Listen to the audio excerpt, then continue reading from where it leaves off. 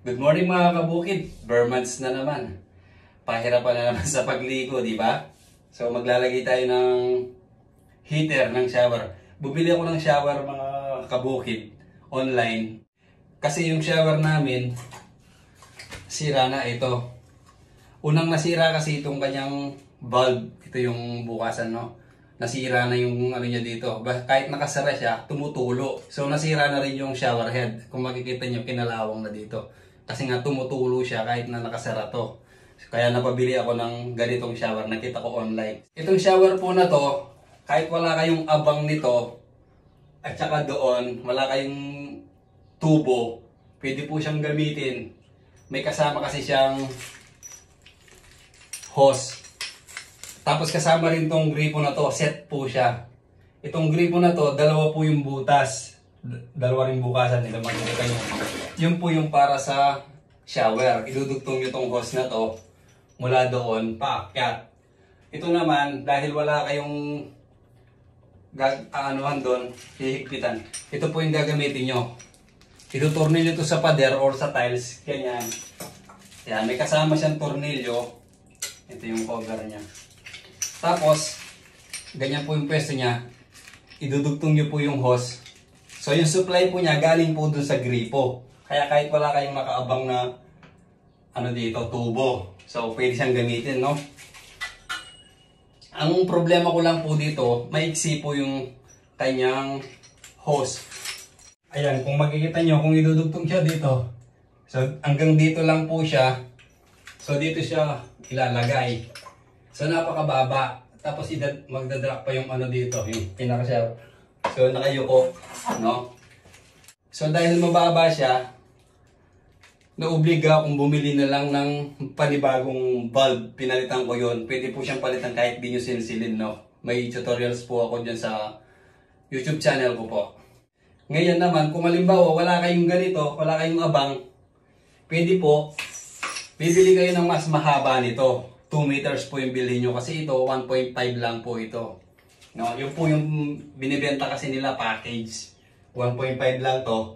Okay lang din kung mataas-taas tong gripo nyo. Kung halimbawa nandito siya, taas siya na, di ba? So since na ganun yung ano natin, naka-standard kasi itong mga kinabit ko na mga abang, bumili na lang ako nito. Ito po. Yan, di ba maganda? So ngayon, dahil bare months na nga yung asawa ko, naliligo na maaga, papasok sa trabaho. Malamig, no? Lalo pag December, January, February, malamig. Sabi niya, bili ka ng water heater. So, bumili ako online. I-unbox po natin para makita nyo kung paano pagkabit. So, heto po siya mga kabukid.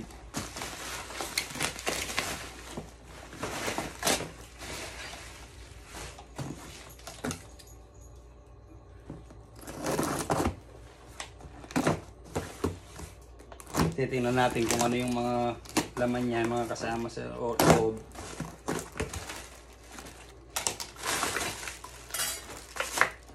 May kasama pala siyang shower, kumbaga telephone shower siya.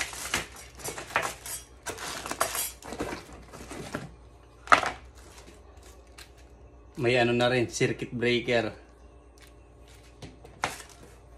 At meron din siyang utility box. May cover siya siguro para kahit na hindi siya matalsikan ng basa.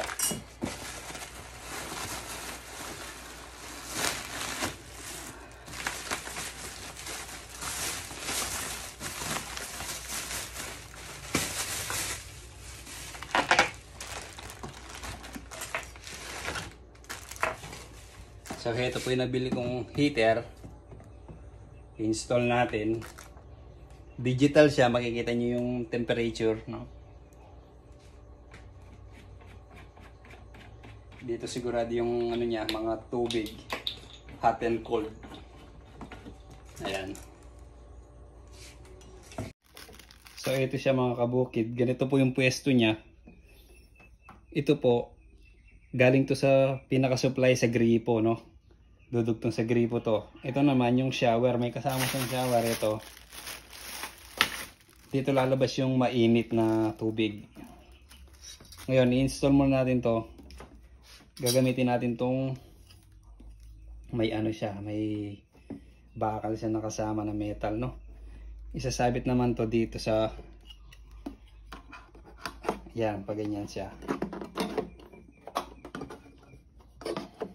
Kumbaga ito, ididikit muna natin sa pader. Ito, tapos isusuot lang siyang ganun. May butas to, may kasama mga ano to, mga tornilyo, no. Tapos may kasama na rin siyang breaker. I-install din natin to. Ito, dito naman siya. Ito yung pinaka valve ng ating shower, no. Kakabit muna natin tong plate nya. Ito na yung plate natin mga kabukid. Naikabit ko na. Yan po yung pwesto ng ating heater, yon. So isasabit lang natin siya dito, isusuot yung likod nya. Diyan ko nilagay kasi yun lang yung sakto dito sa ating hose. Ito yung galing doon sa shower na binili ko naman na black. So sinukat ko siya na hanggang dyan. Yun yung kasya. Kasi may kasamang hose yun, pero maiksi lang. Gagawa pa tayo ng gripo dito. Mag-ano pa tayo, mag-install pa tayo ng mga water lines dito. So yun na lang gagamitin ko para may silbi naman yung black na hose na yun. Sakto. Sakto siya dito. So pwede naman siya, no? So ikakabit na natin yung ating heater.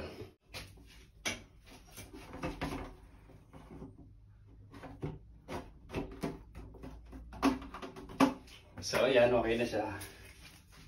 Ito yung pupunta sa breaker to. Try natin ikabit yung kanyang water supply. Huwag niyo pong kakalimutan pag nagkakabit kayo ng mga hose, may mga rubber po yan. Yan o, ilagay niyo para walang leak. Kasi magli-leak dito yan pag walang rubber. Dito yung ating supply, no. Dito papasok yung tubig galing sa ating water line. Tapos pa iinitin siya, dito na malalabas yung mainit. So dito natin ilalagay yung ating telephone shower. Yan. So ito mga kabukid, kaya dito ko nilagay kasi ito yung sukat ng ating water hose. Pero kung may mahaba kayong hose na ganito, makakabili kayo nito. Pwede nyo pwesto ng maayos yung kung saan nyo gusto, no? Pero ako, sayang kasi ito, nandito na eh. Tsaka okay naman yung pwesto niya, kaya okay na dyan. Ito po yung kasamang shower sa ating heater, no? Ikakabit muna natin siya para alam natin kung saan natin ipupwesto yung kanyang holder. Tutornilyo din natin to sa wall. Kakabit muna natin tong kanyang hose. Ito po yung sinasabi ko, may mga rubber yan. Baka maikabit nyo ng walang rubber. Ito po yung kanyang bulb. Ilalagay muna to doon sa ating heater. Ito po yung bukasan niya.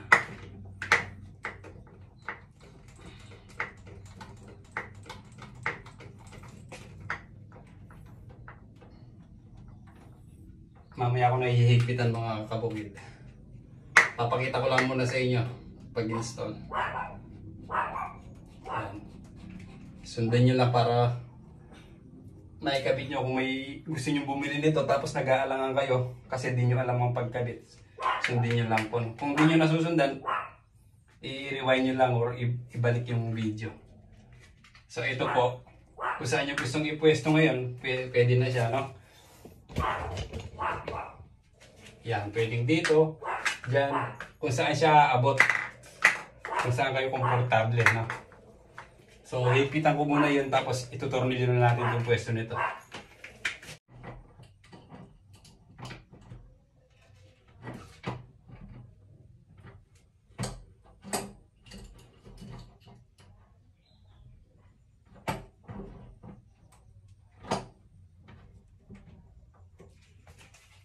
So, ayan mga kabukid.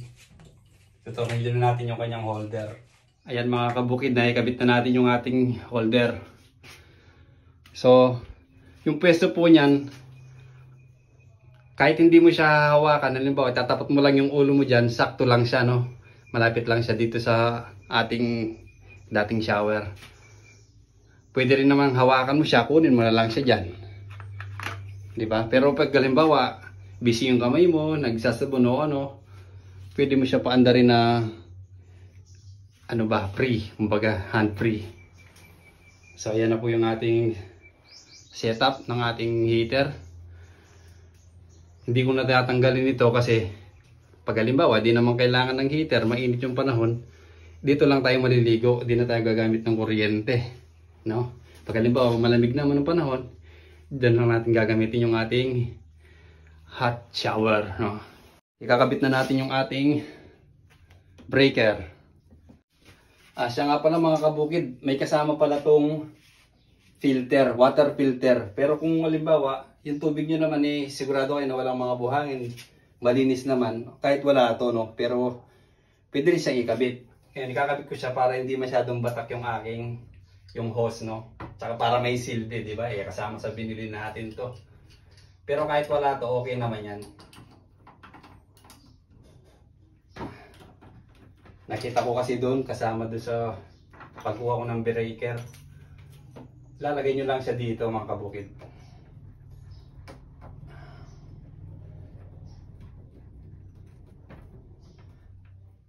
So kahit kamay nyo lang to, mahigpit na to.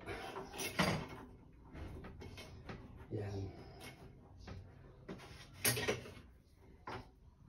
Optional naman to kahit hindi nyo gamitin.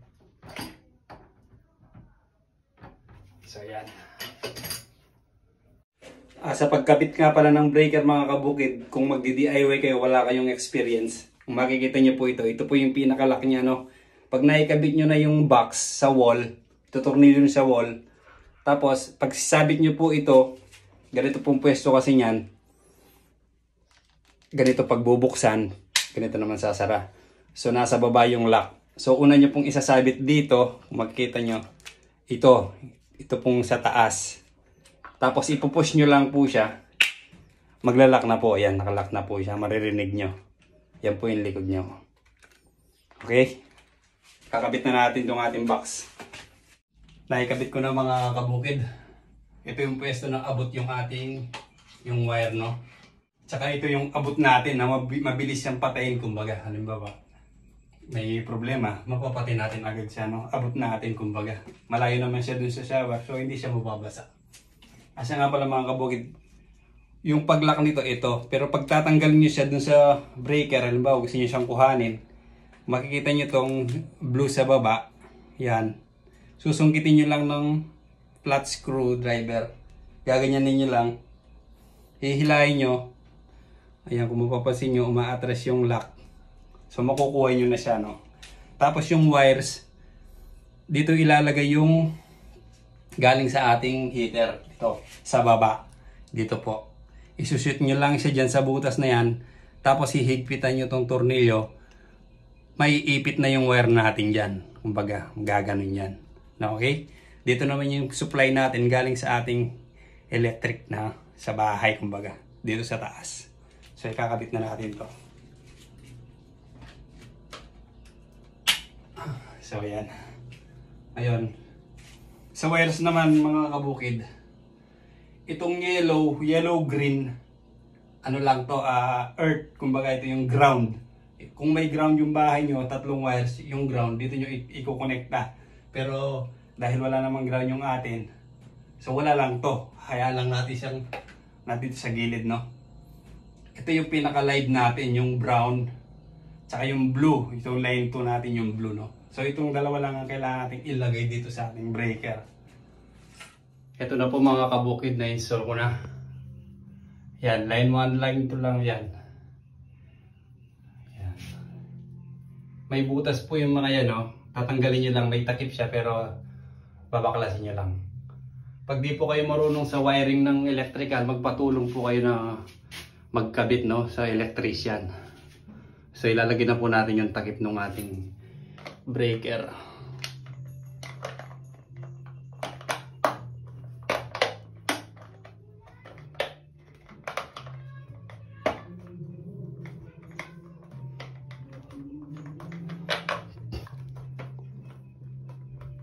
So ayan na po. So pag magbubukas tayo dito lang, testingin natin.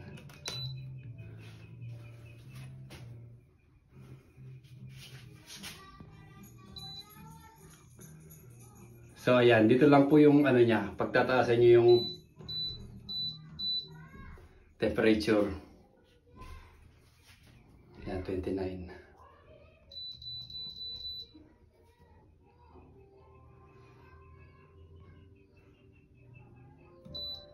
Diyan din yung patayan niya. Tetestingin natin kung iinit siya, no?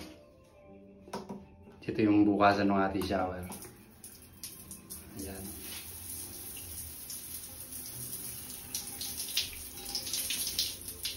So ayan, umiinit na mga kabukid. Ayan, no? Mabilis pala magpainit. Oh. O kung makikita nyo yung umuusok-usok. Mabilis siyang uminit mga kabukid. Naka-ano pa lang yan, 40. So may itataas pa siya, no, kung gusto nyo. Pero ito lang, okay na yung ano niya, oh. Yung init niya.